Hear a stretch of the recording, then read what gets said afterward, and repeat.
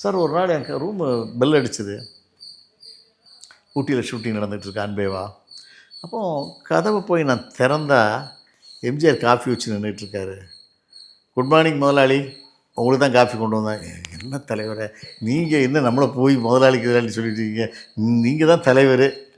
இன்றைக்கி ஒரு நாள் மட்டும் நான் தொண்டனாக இருக்கிறேன்னே, நீங்கள் எனக்கு சம்பளம் கொடுக்குற முதலாளி தானே, பரவாயில்ல நான் காஃபி கொண்டு வந்து கொடுக்குறேன், கொடுங்க அப்படிலாம் கொடுப்பாராம். ஏவிஎம் சரவணன் சாருக்கு எம்ஜிஆர், சரவணன் சாருக்கு எம்ஜிஆர். இது எவ்வளோ பெரிய மேட்ரு அது.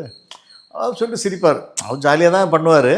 பட் இருந்தாலும் அதை எம்ஜிஆர் வந்து முதலாளிகள்னு சொல்லுவார் அவங்கள.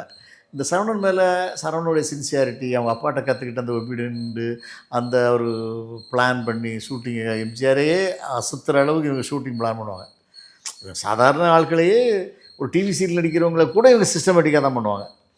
உங்களை இந்த கார் பிக்கப் பண்ணும், இந்த இடத்துக்கு போவீங்க, இந்த 1 hour இருப்பீங்க, இந்த ஹோட்டலில் சாப்பிட்றீங்க, உங்களுக்கு இன்னென்ன டிஃபன் இந்த ஹோட்டலில் இருக்கும், நீங்கள் எதை வேணாலும் சாப்பிட்டு கொள்ளலாம், சகல மேட்ரும் வரும்.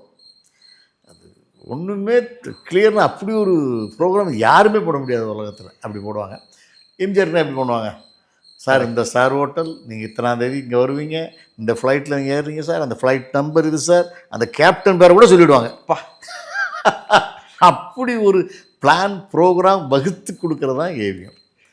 அப்போது அன்பேவா படம் பண்ணுறாங்க. அன்பேவா பெரிய ஹிட்டு, ஒரு சில்வர் ஜூப்ளி படமாக அமைஞ்சது. அதுக்கப்புறம் எம்ஜிஆரும் பண்ணல, அவங்களும் பண்ணல. அப்புறம் ஒரு படம் உயர்ந்த மனிதன் ஒரு படம் பண்ணாங்க தலைவர் வச்சு, சிவாஜி சாரை வச்சு. சரியான படம். அது ஒரு வங்காள மொழி படத்துலேருந்து ரீமேக் பண்ண படம்.